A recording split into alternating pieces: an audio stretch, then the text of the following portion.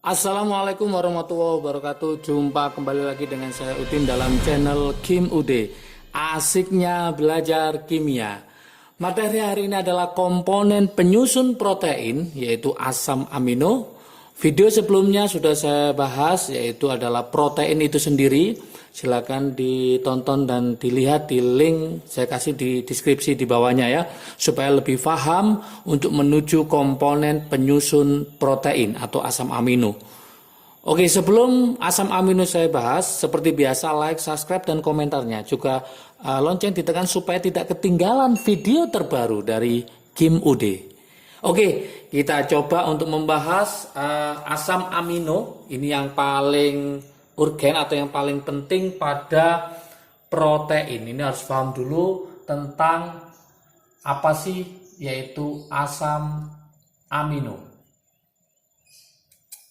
Nanti pembahasannya nanti ada asam amino esensial, ada asam amino non esensial ya, yang dapat disintesis dalam tubuh dan juga tidak dapat disintesis di luar tubuh.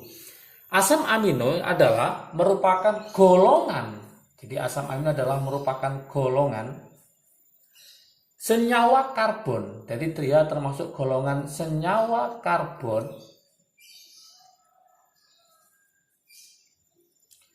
yang setidak-tidaknya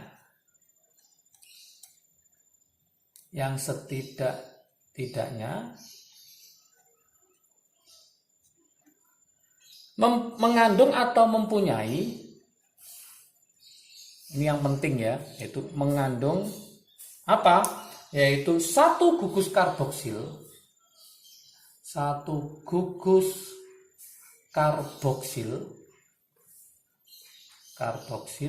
yaitu rumusnya adalah COOH, dan satu gugus amino dan satu gugus amino. Oke, rumusnya adalah NH2. Jadi dia mempunyai satu gugus karboksil setidak-tidaknya ya, dan satu gugus amino. Kemudian ternyata di alam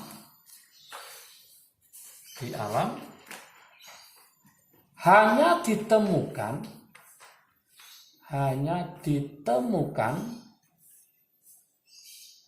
asam alfa amino.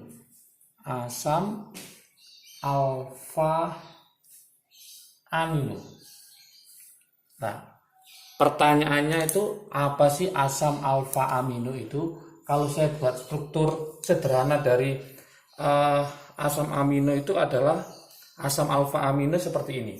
Ini C, ini COOH, kemudian ini ada H, ini ada NH2. Ini R ya. Oke.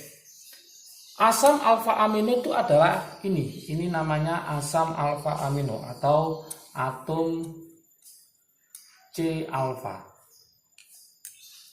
Jadi asam alfa amino itu artinya yaitu gugus amino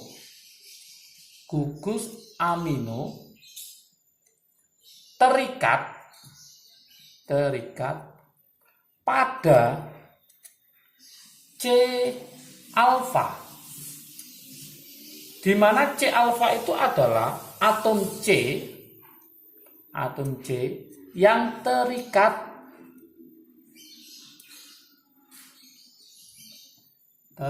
langsung pada gugus karboksil,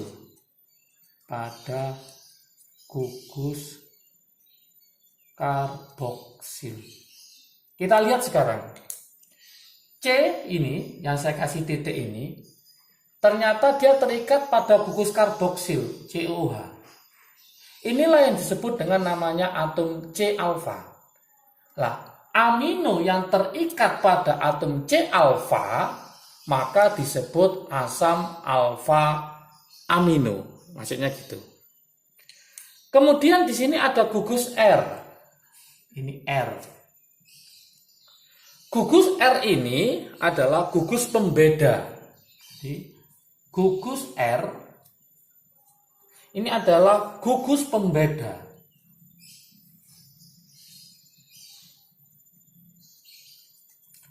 Maksudnya gugus pembeda apa? Antara asam amino yang satu dengan yang lain. Gugus pembeda antara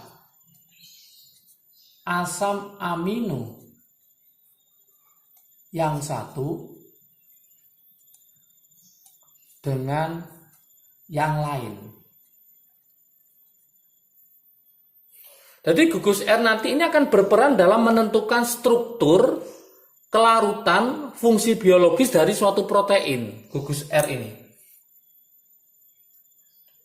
Dengan adanya gugus R ini nanti, maka asam amino bisa bersifat macam-macam. Dengan adanya gugus R ini, maka asam amino yang pertama bisa hidrofob. Hidrofob itu fobia. Hidro itu air, berarti tidak suka air ya, hidrofob. Contoh apa? Nah, contoh di sini adalah glisin.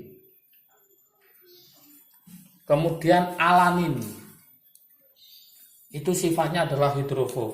Kemudian nanti lawannya hidrofob itu ada namanya adalah hidrofil. Hidrofil, fil itu filia, suka. Hidro itu air, berarti dia adalah suka air, hidrofil. Contohnya apa asam aminonya? Yaitu yang suka pada gugus polar. Nah, suka pada gugus polar. Contohnya adalah OH, gugus OH, kemudian COOH, kemudian NH2. Contoh asam amino adalah misalkan di sini adalah misal tirosin. Nah, tirosin. Kemudian lisin ya, bisa tirosin, bisa lisin. Kemudian bisa asam glutamat juga. Yang ketiga, nanti bisa bersifat asam gara-gara ada gugus R ini, gugus R ini bersifat asam. Contohnya apa? Yaitu contohnya adalah asam glutamat. Kemudian juga nanti bisa bersifat basa ya. Bersifat basa. Contohnya adalah lisin. Kemudian bisa juga nanti mengandung belerang. Ada gugus R, R-nya nanti di sini ada belerangnya. Ada belerang. Contohnya apa? Yaitu sistein, ini yang sering keluar di soal-soal ya, sistein. Jadi asam amino yang di dalam tubuhnya atau di dalam senyawanya ada belerang disebut asam amino apa? Namanya adalah sistein. Kemudian ada lagi nanti dia terdapat cincin aromatik. Cincin aromatik. Cincin aromatik. Contohnya apa? Yaitu tirosin. Nah, contohnya adalah tirosin.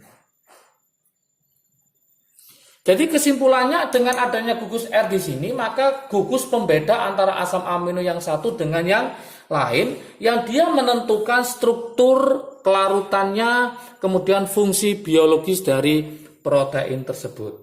Setelah kita tahu sekilas tentang asam amino, maka kita harus paham juga yaitu tentang sifat asam amino. Sifatnya itu apa saja?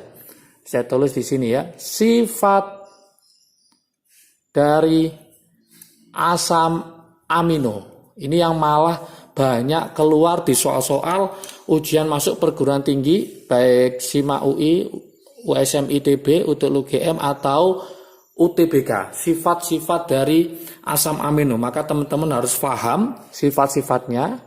Yang pertama, yang pertama itu ternyata asam amino itu bersifat optik aktif. Bersifat optik aktif.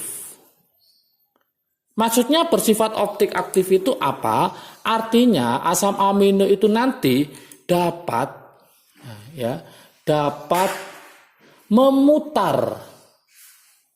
memutar bidang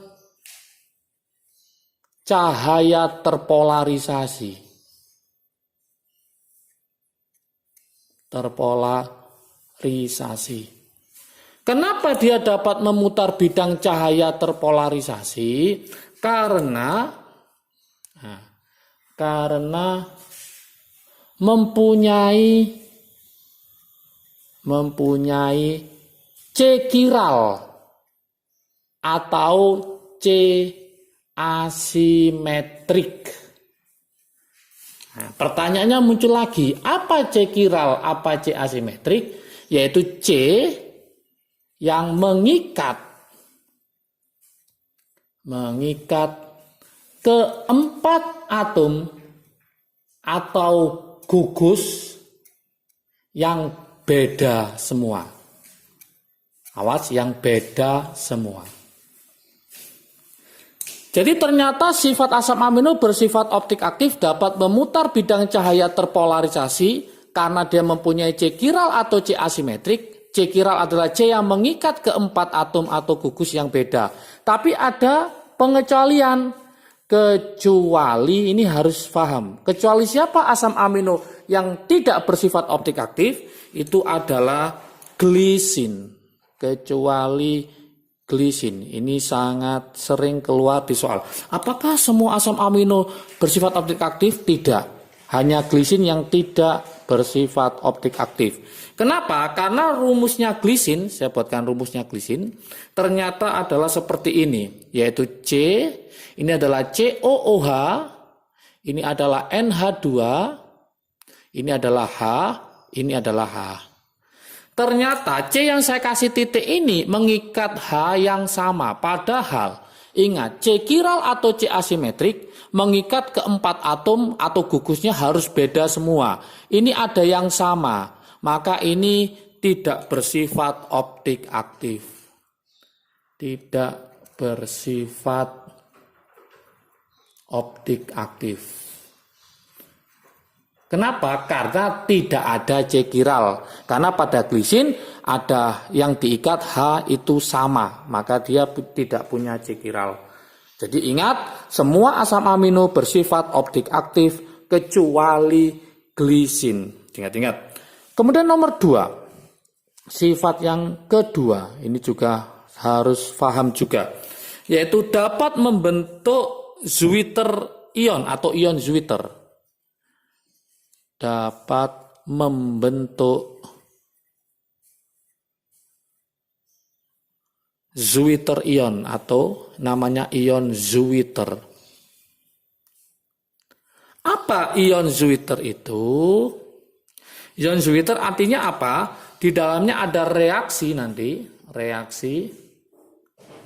yaitu asam basa, asam melepas H+, ya. Basa menerima, asam basa intramolekuler. Intra di dalam, ya, intramolekul. Oke. Membentuk apa? Membentuk ion dipolar. Di itu berarti 2, membentuk ion dipolar. Awalnya asam amino, kalau saya buat contoh glisin, ya, ini ada NH2, terus CH2, kemudian COOH. Ingat, H ini dilepas, kemudian ditangkap oleh NH2. Maka dia akan membentuk namanya ion Zwiter. Jadi apa? Karena NH2 nambah 1 hanya, maka jadi NH3+. Ya, kemudian CH2 tetap, ini hanya hilang, maka jadi COO-. Adanya positif sama negatif intramolekul, inilah yang disebut dengan namanya ion Zwiter. Oke, paham ya? Dipolar, membentuk dipolar 2. Dari sini maka bisa kita simpulkan jika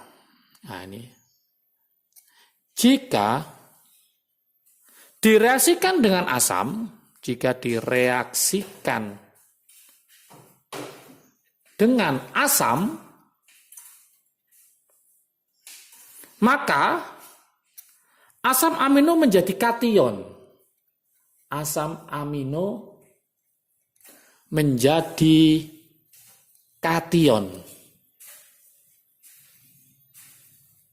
Oke, gimana reaksinya? Nah, reaksinya seperti ini.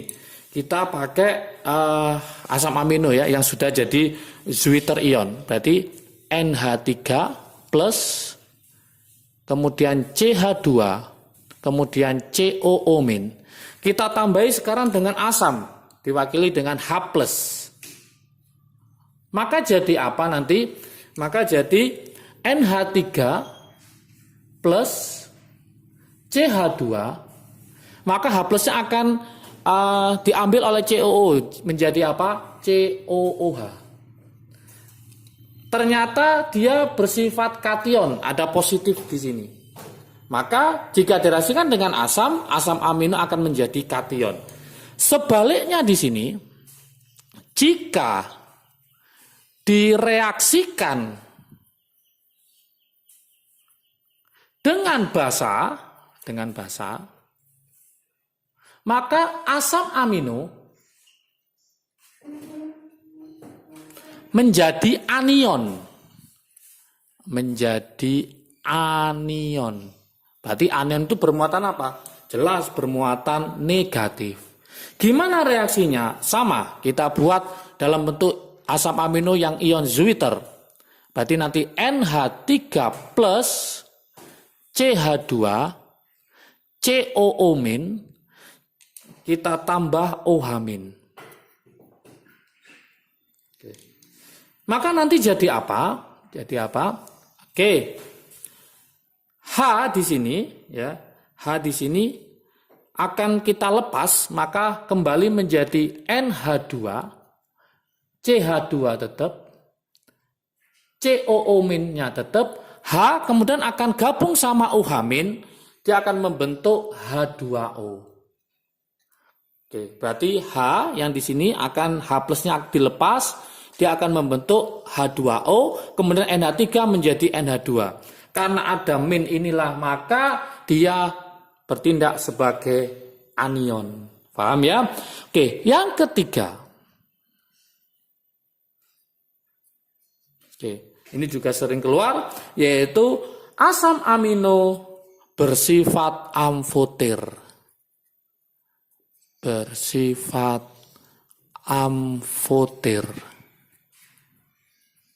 Berarti dia bisa bereaksi dengan asam maupun basa. Kok bisa bersifat amfoter? Kita lihat strukturnya tadi. Kalau kita cek di situ ada NH2, kemudian CH2, COOH. COOH merupakan bersifat asam, sedangkan NH2 maka dia bersifat basa.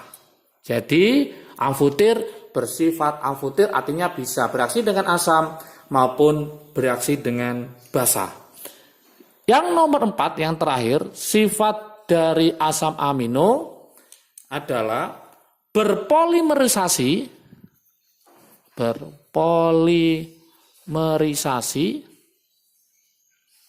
membentuk protein.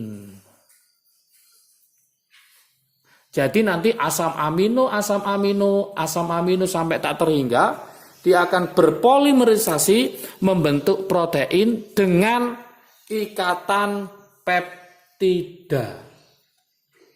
Dengan ikatan, ini sering keluar juga, yaitu ikatan apa? Yaitu peptida. Apa rumus ikatan peptida? Yaitu ikatan antara CO dengan NH. CON gitu ya. Oke, berarti CO sama NH itu adalah ikatan peptida, berarti antara asam amino dengan asam amino yang lain untuk menjadi protein butuh suatu ikatan, namanya adalah ikatan peptida. Inilah komponen penyusun protein tentang asam amino, baik itu golongan dari senyawa karbon yang mempunyai gugus COOH dan gugus NH2, dan juga tentang sifat-sifat asam amino yang bersifat optik aktif, dapat membentuk ion Zwitter, kemudian bersifat amfoter, dan dapat membentuk protein dengan ikatan peptida. Semoga bisa paham ya tentang komponen penyusun protein. Jangan lupa kalau video ini bermanfaat bagi kalian, silahkan di-share ke teman kalian supaya manfaatnya semakin banyak. Jangan lupa like, subscribe, dan komentar, juga lonceng ditekan supaya tidak ketinggalan video terbaru dari Kim UD. Oke, semangat belajarnya, sukses selalu. Jangan lupa terus ditonton, ikuti channel Kim UD. Semoga semakin bisa, semakin paham kimia. Salam sukses dari Kim UD. Asiknya belajar kimia. Assalamualaikum warahmatullahi wabarakatuh.